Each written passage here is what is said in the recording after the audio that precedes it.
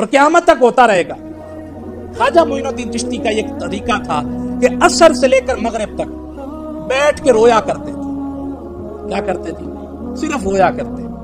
ایک ہندو تھا، نوجوان تھا، وہ باہر سے پڑھ کے آیا اور وہ روز اس خیمے کے پاس سے گزرتا تو دیکھتا ہے کہ اندر ایک بابا ہے جو اونچی اونچی آواز سے روتا ہے۔ 4-5 دنوں کے بعد وہ نوجوان سے رہا نہیں گیا، اندر پڑ گیا اور کہا بابا جی روتے کیوں ہو؟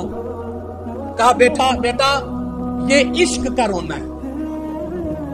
یہ کس کا رونا ہے جی؟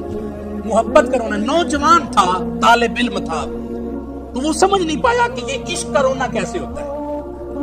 دکھ کا رونا تو پتہ ہے، تکلیف آئے تو روتا ہے بندہ، ہاں جی، کوئی مر جائے تو روتا ہے بندہ۔ یہ جو عشق کا رونا یہ کیا ہے؟ تو کہا بابا جی مجھے اس کی سمجھ نہیں ہے، مجھے بھی آپ رلا سکتے ہیں؟ فرمایا بیٹا پہلے کلمہ پڑھنا پڑے گا، پھر میرا مرید ہونا پڑنا ہے۔ کی ہونا پڑنا جی؟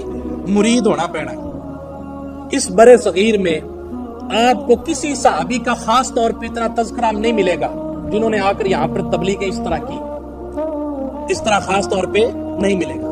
اس برے صغیر کے اندر اسلام کو پھیلانے کا سب سے بڑا جو کردار ہے وہ اولیاء اللہ کا ہے۔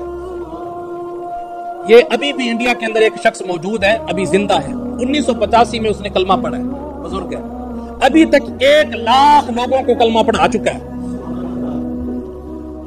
1985 سے لے کر 2024 ہو گیا ہے، ابھی بھی حیات ہے لیکن اب بڑھاپے میں، اور 1,08,000 کچھ لوگوں کو اس نے کلمہ پڑھا لیا ہے۔ پہلے خود کافر تھا، اب اس نے اسلام قبول کیا اور پھر لوگوں کو اسلام کی دعوت دی۔ او بھائی یہ بندہ اتنا کمال رکھتا ہے کہ 1 لاکھ لوگوں کو کلمہ پڑھا دیا، اس معین الدین کا عالم کیا ہوگا جس کو خود رسول اللہ نے بھیجا ہو؟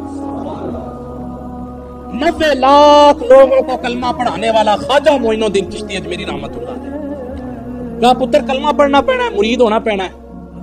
تو کہا کہ میں اپنی ماں سے پوچھ کے بتاؤں گا۔ ماں کے پاس آیا، اماں وہ بابا کہتا ہے اگر تجھے یہ رونا حاصل کرنا ہے تو پھر کلمہ پڑھنا پڑے گا۔ تو ماں کہنے لگی پتر مینوں تیرے بچپن دا پتہ، جڑی گل دے پیچھے تو پے جاویں نا اونوں جلدی چھڑدا نہیں، تو اپنی چاہت پوری کر لے۔ وہ آیا دوڑتا ہوا، کہا جی کلمہ پڑھا دے، حضور کا کلمہ پڑھا، مرید ہو گیا۔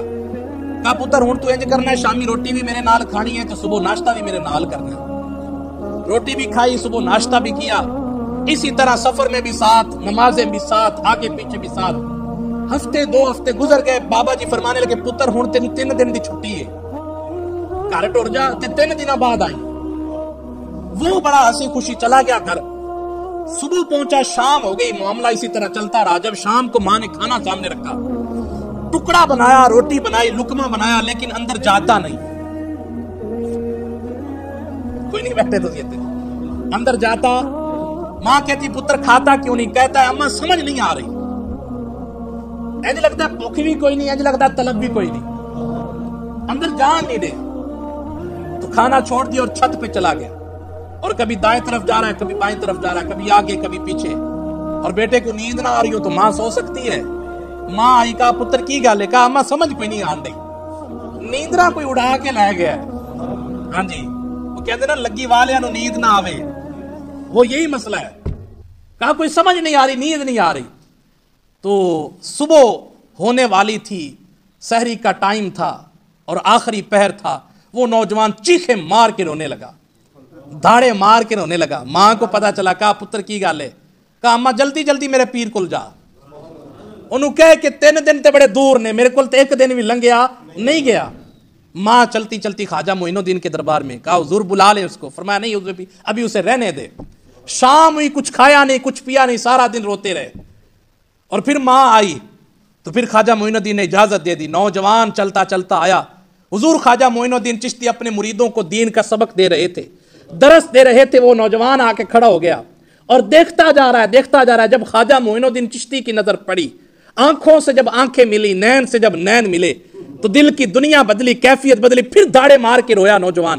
خواجہ معین الدین چشتی فرمانے لگے جڑی میں تیرے نال گل کیتی سی کہ ایک عشق دا بھی رونا ہوندا ہے، ایک محبت دا بھی رونا ہوندا ہے، ایک درد دا بھی رونا ہوندا ہے، وہ مل گیا، انہیں کیا بابا جی مل گیا۔